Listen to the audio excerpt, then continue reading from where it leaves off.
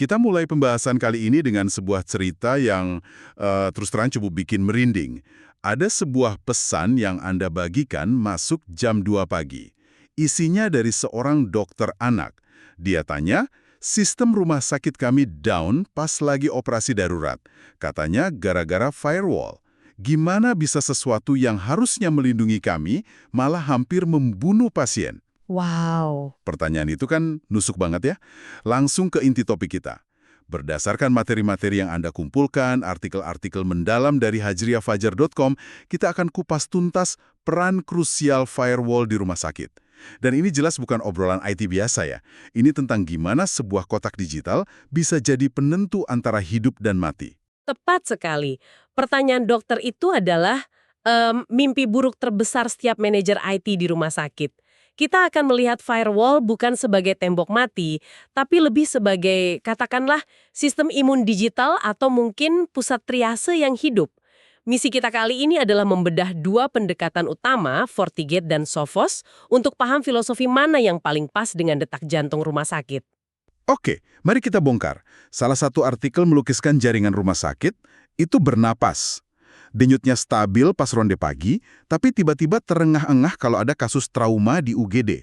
Nah, disinilah katanya firewall modern atau NGFW jadi penting banget. Tapi, apa sih bedanya sama firewall jadul? Bukannya tugasnya sama aja, blokir hal-hal buruk? Itu pertanyaan bagus, karena bedanya fundamental banget. Firewall lama itu kayak satpam di gerbang yang cuma periksa KTP. Dia cuma lihat alamat IP sama port. Selama KTP-nya kelihatan valid, ya silakan masuk. Masalahnya, penjahat siber sekarang jago banget malsuin KTP. Oke, jadi NGFW ini lebih canggih. Gimana caranya? NGFO itu melakukan Deep Packet Inspection atau DPI. Nah, kalau pakai analogi surat ya, firewall lama itu cuma lihat amplopnya. Siapa pengirim, siapa penerima. DPI ini, dia buka amplopnya. Dia baca isi suratnya. Dia cari kata-kata yang mencurigakan. Inilah yang disebut kemampuan membaca niat. Dia bisa bedain mana data dari mesin EKG yang beneran, mana penyusup yang nyamar. Menarik. Tapi saya penasaran, gimana firewall bisa tahu bedanya, misalnya, antara dokter yang akses rekam medis sama staf yang diam-diam nonton Netflix. Kan dua-duanya pakai koneksi HTTPS yang terenkripsi itu kan, yang ada logo gembok hijaunya. Di mata firewall harusnya kan sama aja. Nah, disinilah kerennya teknologi ini. Anda menunjuk kedua fitur kunci, Application Control dan SSL Inspection. Application Control itu kayak pustakawan super cerdas. Dia kenal sidik jari ribuan aplikasi. Jadi dia tahu, oh ini lalu lintas buat aplikasi rekam medis, oh yang ini buat Netflix. Walaupun sama-sama dibungkus enskripsi. Oke, application control saya paham. Tapi yang SSL inspection, kedengarannya agak mengintip ya. Gimana itu bisa aman, apalagi di rumah sakit yang datanya super sensitif? Ini paradoks keamanan yang menarik. Anda benar.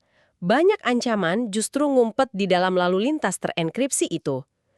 SSL inspection ini kerjanya sangat terkontrol. Analogi di sumber Anda itu pas banget. Bayangkan petugas bea cukai yang sopan.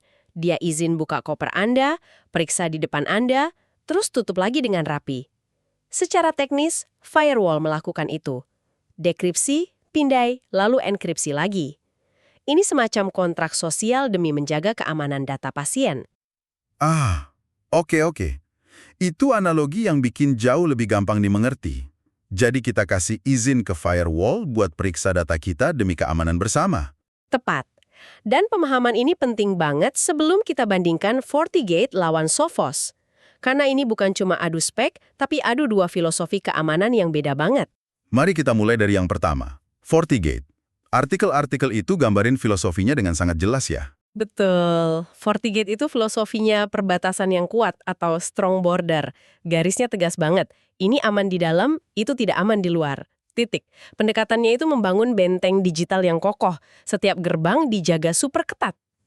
Sumber Anda pakai analogi yang sangat klinis. Application control-nya dibilang kayak perawat triase berpengalaman, cepat, tepat, efisien. Terus dashboard-nya, antarmukanya itu, digambarkan seperti kokpit pesawat. Semua indikator ada di sana. Dan itu bisa jadi pedang bermata dua kan? Buat admin jaringan yang jago, kokpit itu menenangkan. Semua informasi ada, kontrolnya detail banget.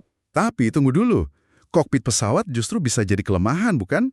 Kalau lagi ada krisis siber, orang terakhir yang Anda mau di depan panel serumit itu kan staf IT junior yang panik. Anda menyentuh poin yang krusial. Dan ya, materi itu membahasnya. Kerumitan itu kekuatan sekaligus kelemahan FortiGate. Kalau Anda punya tim keamanan cyber yang berdedikasi, ya kayak pilot dan kopilot terlatih, kokpit itu jadi aset luar biasa. Tapi kalau tim IT Anda cuma 1-2 orang yang juga ngurusin printer macet, kerumitan itu bisa jadi bumerang. Nah, disinilah filosofi Sophos masuk dengan pendekatan yang beda total. Oke, jadi kalau FortiGate itu benteng, Sophos ini apa? Kalau FortiGate itu benteng, Sophos itu filosofinya sistem imun yang adaptif. Asumsinya, ancaman itu bisa muncul dari dalam juga, bukan cuma dari luar. Jadi daripada bangun tembok lebih tinggi, mereka fokus bikin sistem yang bisa kenali mana sel tubuh yang sehat dan mana penyakit atau anomali. Terus merespon otomatis. Oh, jadi kalau FortiGate itu menjaga yang buruk supaya tetap di luar, Sophos berasumsi yang buruk mungkin sudah masuk dan gimana cara nemuinnya? Persis, itu beda fundamentalnya. Analogi untuk Sophos itu seorang diagnosisi ulung. Fitur andalannya Synchronized Security, itu bikin firewall bisa ngobrol sama perangkat lain di jaringan. Jadi firewallnya ngobrol sama laptop perawat, monitor pasien, bahkan ponsel dokter. Kayak tim dokter konsulen yang saling tukar catatan buat dapat gambaran lengkap kesehatan si pasien, yaitu jaringannya. Lalu dashboardnya. Kalau FortiGate itu kokpit pesawat. Sophos digambarkan sebagai papan tulis di UGD. Bersih, visual, dan otomatis nunjukin hal paling kritis saat itu juga. Jadi bukan ribuan data, tapi langsung perhatian. Laptop di ruang perawat lantai 3, aneh, sudah kami isolasi. Tolong periksa.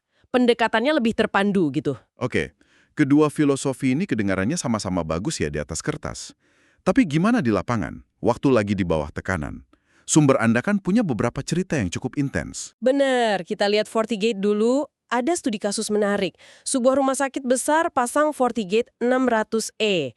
Nah, pas banget di tengah-tengah mereka migrasi ke rekam medis elektronik, mungkin momen paling rentan, mereka kena serangan DDoS besar-besaran.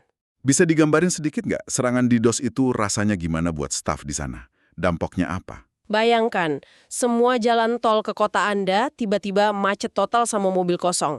Itu DDoS. Tujuannya supaya lalu lintas yang penting, kayak dokter yang mau akses data pasien, jadi nggak bisa lewat. Buat staff, rasanya semua aplikasi jadi lemot banget, bahkan nggak responsif. Tapi FortiGate, dengan kemampuan triasenya itu, dia berhasil prioritaskan lalu lintas data kritis. Jaringan memang lambat buat yang lain, tapi sistem rekam medis dan akses data darurat tetap bernafas. Dia jaga jantung digital rumah sakit tetap berdetak.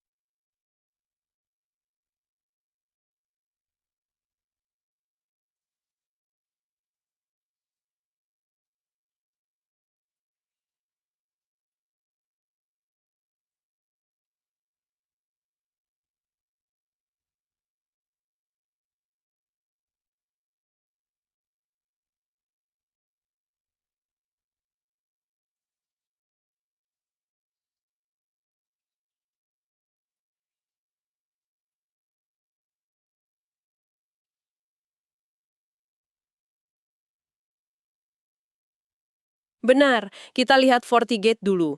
Ada studi kasus menarik, sebuah rumah sakit besar pasang FortiGate 600E.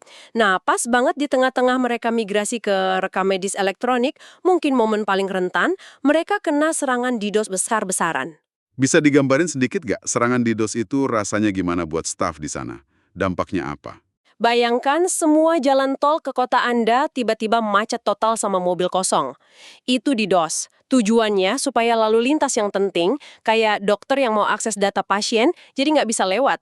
Buat staff, rasanya semua aplikasi jadi lemot banget, bahkan nggak responsif. Tapi FortiGate, dengan kemampuan triasenya itu, dia berhasil prioritaskan lalu lintas data kritis. Jaringan memang lambat buat yang lain, tapi sistem rekam medis dan akses data darurat tetap bernafas. Dia jaga jantung digital rumah sakit tetap berdetak. Wow, band-bandnya terbukti kokoh ya. Terus gimana dengan pendekatan sistem imunnya Sophos? Ada tandingannya? Ada, dan ceritanya beda banget, tapi menunjukkan kekuatan dari pendekatan yang lain. Ini bukan soal nahan serangan besar, tapi nemuin sesuatu yang kecil dan aneh. Sumbernya bilang Sophos itu kayak rumah sakit pendidikan, dia terus belajar.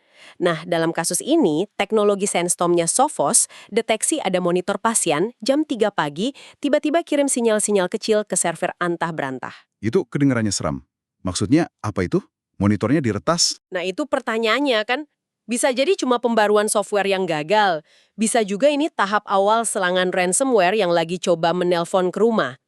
Yang menarik, nggak ada di database ancaman manapun yang bilang perilaku ini bahaya. Tapi Sophos tahu satu hal dari pengamatannya. Perangkat medis yang sehat nggak begini lakuannya. Ini deteksi murni berdasarkan anomali. Sistem imunnya kenali sel aneh dan langsung isolasi sebelum bisa menular. Wow, dua skenario yang beda banget, tapi sama-sama kritis. Ini jadi nimbulin pertanyaan lain. Integrasi. Rumah sakit kan alatnya aneh-aneh. Ada cerita dari seorang CTO yang frustrasi karena firewall lama mereka menganggap data dari mesin MRI itu kayak orang lagi nonton Netflix. Iya, dan itu masalah besar. Bayangin, pasien lagi di-scan MRI buat operasi darurat, tapi transfer gambarnya lambat karena firewall mikir itu nggak penting. CTO itu akhirnya pindah ke Sophos karena katanya Sophos paham protokol DCOM secara langsung. Oke, tunggu. Apa itu DCOM? Dan kenapa firewall perlu paham bahasa itu? Tentu. DCOM itu anggap aja bahasa universal untuk semua gambar medis. Hasil MRI, CT scan, ronsen, filenya ini besar-besar banget. Kalau firewallnya nggak fasih bahasa DCOM, dia bisa salah kira. Transfer gambar medis yang vital ini dikira unduhan film ilegal terus diblokir atau dilambatin. Paham DCOM itu artinya firewallnya tahu, ini gambar CT scan dari radiologi ke ruang operasi, prioritas tertinggi, kasih jalur super cepat. FortiGate juga bisa, tapi katanya butuh settingan teknis yang lebih dalam. Jadi ini bukan cuma soal aman atau nggak aman, tapi juga soal kelancaran operasional klinis ya. Terus soal biaya, apa salah satu lebih mahal? Ini poin yang menarik dari sumber Anda. Biaya itu bukan cuma harga di nota. Model lisensi FortiGate itu kayak asuransi kesehatan premium. Lengkap banget, tapi mungkin Anda bayar buat fitur yang nggak pernah dipakai. Sophos di sisi lain lebih kayak bayar untuk perawatan spesifik. Modelnya lebih fleksibel. Tapi kayaknya ada biaya lain yang lebih penting yang disorot di sini. Betul. Biaya yang sesungguhnya itu bukan di invoice. Biaya sesungguhnya itu adalah ketika dokter nggak bisa akses rekam medis pasien selama 10 menit karena firewall-nya terlalu ketat. Nah, di situasi itu, ini bukan lagi insiden IT. Ini udah jadi potensi insiden keselamatan pasien, dan biayanya nggak ternilai. Oke, kita sudah bahas teknologi, performa, integrasi, biaya. Tapi rasanya semua artikel ini ujung-ujungnya kembali ke satu hal yang bisa menggagalkan semuanya, manusianya. Tepat, faktor manusia. Teknologi secanggih apapun bisa lumpuh kalau ada perawat yang kecapean, kerja 12 jam, nulis password di sticky note terus ditempel di monitor. Itu terjadi karena mungkin kebijakannya terlalu rumit buat lingkungan kerja mereka yang serba cepat. Dan gimana kedua filosofi ini menangani faktor manusia? Nah, di sini perbedaannya terasa banget. FortiGate dengan filosofi bentengnya, tawarannya kontrol super ketat, hampir kayak militer. Tapi sumber-sumber ini bilang, rumah sakit itu bukan pangkalan militer kan? Dokter dan perawat butuh akses cepat dan fleksibel. Nggak ada waktu buat lewat 5 lapis keamanan pas pasien henti jantung. Sophos, di sisi lain, dinilai lebih paham keseimbangan ini. Pendekatannya lebih ramah pengguna, dengan lebih banyak otomatisasi di belakang layar biar nggak membebani staf klinis. Oke, jadi setelah semua perbandingan ini, setelah lihat filosofi, performa, dan faktor manusianya, mana yang harus dipilih? Mana yang menang? Jawabannya, dan ini pas banget sama konteksnya, persis kayak di dunia medis. Tergantung pasiennya, nggak ada satu obat buat semua penyakit. Materi Anda ngasih panduan yang jelas banget berdasarkan profil pasien atau rumah sakitnya. Bisa dijelaskan profil-profilnya itu? Tentu. Pertama, untuk rumah sakit besar atau jaringan rumah sakit universitas yang punya tim IT keamanan khusus. Di sini, FortiGate sering jadi pilihan lebih baik. Kontrolnya yang super detail itu jadi keunggulan, bukan beban, karena ada pilot-pilot ahli yang bisa menerbangkan kokpit pesawat itu. Jadi kalau timnya elit, kerumitan FortiGate itu fitur, bukan kelemahan. Tepat. Sebaliknya, untuk rumah sakit skala kecil sampai menengah, di mana staf IT-nya sering merangkap banyak tugas, Sophos biasanya lebih pas. Tampilannya yang intuitif dan otomatisasinya itu bisa jadi kayak asisten dokter gitu. Dia nangani kasus rutin, jadi tim kecilnya bisa fokus ke masalah yang lebih besar.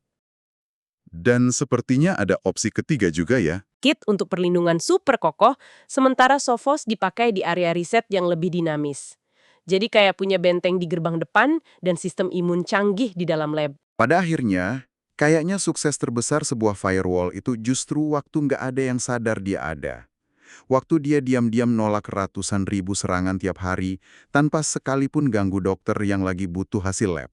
Dia benar-benar jadi penjaga tak terlihat yang bikin denyut nadi informasi rumah sakit tetap aman dan stabil. Jadi jelas banget ya dari pembahasan kita, memilih firewall untuk rumah sakit itu jauh lebih dalam dari sekedar bandingin spek teknis.